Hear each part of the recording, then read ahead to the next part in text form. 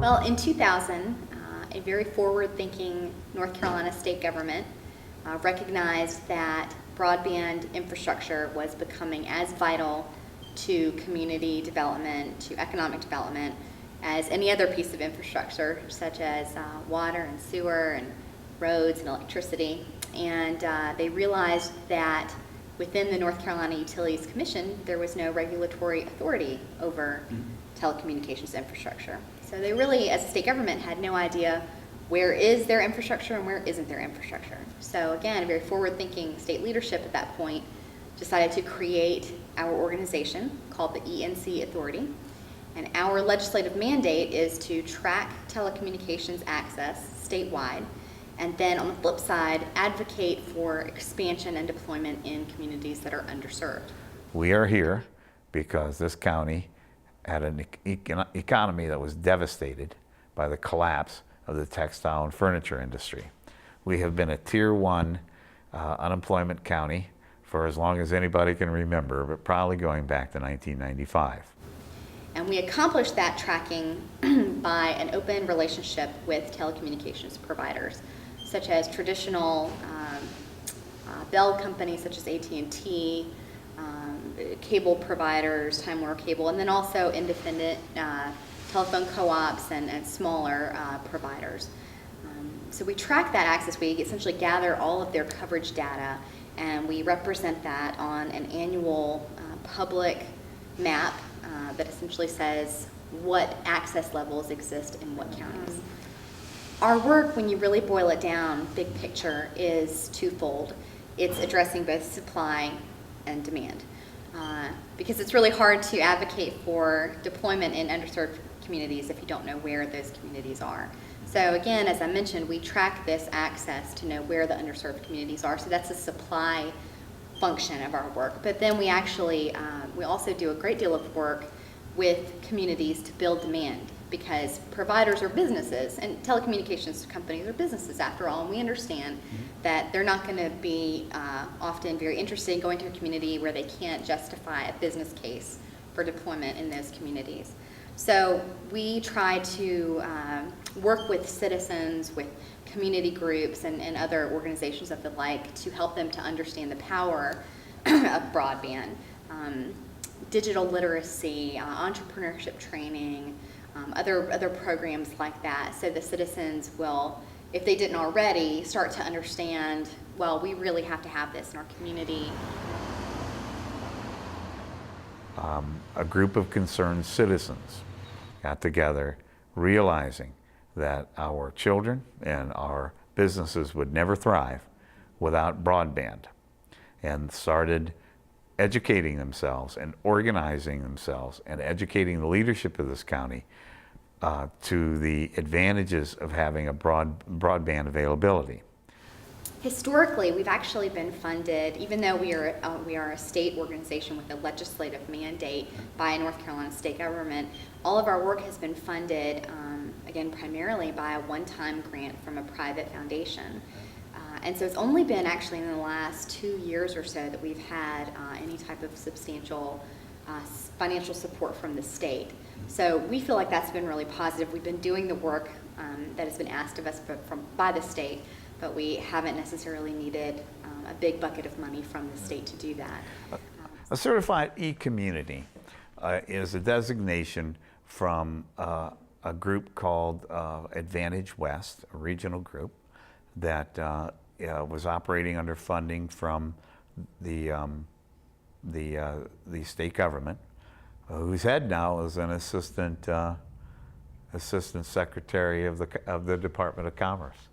So they set up an education program so that the leadership of counties would be in a position to understand and be able to promote broadband. And so there were certain things that were required in terms of the organization of the county that we fulfilled, and we are actually giving them the designation. About that same time, a group in a neighboring county had come together, again, under ENC authorities' guidance, called e-Polk. They are adjacent to us. whereas not as bad off economically as Rutherford County. They had a higher degree of organization and were able to run the first 7 miles of fiber between their two major cities, their county seat and their business vector. I believe that would be Columbus and Tryon, North Carolina.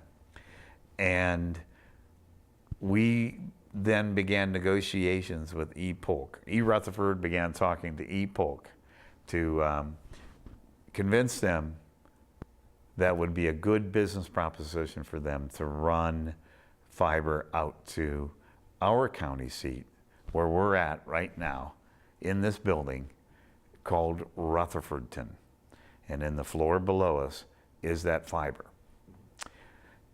Now to do that, we had to raise funds. So we raised, that'd be the Foothills board authorized me to go out and organize the leadership in the county to put together a profile of what we wanted to see in a rural broadband community. Because of the work of e-Rutherfordton and e-Rutherford and e-Polk, it was a lot easier because people understood the concepts of broadband. We met for 4 months, a group called the Strategic Technical Planning Committee. Met for 4 months, about 20 people, right in this room, and we designed what we thought would be a future-proof broadband system based on fiber optic infrastructure with wireless last mile.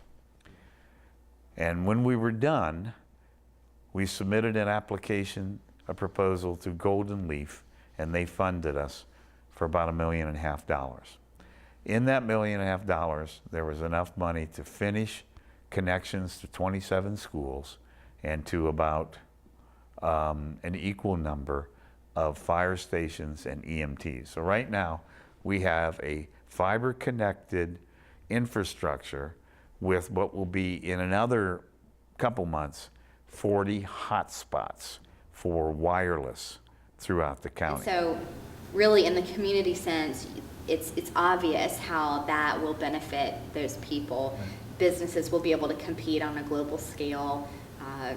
School children will have the ability to access better internet applications so that they'll be better prepared for the future. Economic developers can better market their areas because they have true world-class internet infrastructure that they can offer to expanding businesses and existing businesses, and it's just a win-win for everyone. So we've been now building an infrastructure that we are hoping to induce someone to come in and take advantage of the infrastructure by building out a bigger WiMAX or Wi-Fi or whatever the newest technology is, wireless, fixed-base wireless, and provide us with an internet signal throughout the county. But again, understanding that telecommunications providers are businesses, there's that very delicate partnership that you have to create. And I think what we're starting to see is that the government is going to be taking a much more active role in partnering with those providers to extend service into underserved communities. I think if other states are looking at creating broadband focus groups in some way, shape, or form, and many of them are, we actually have been very fortunate to help a lot of those states in an informal sense. We've been able to counsel them in how to get their initiatives going. A couple of good examples of that are Kentucky and California. We've been thrilled to help them to get their own broadband organizations up and running.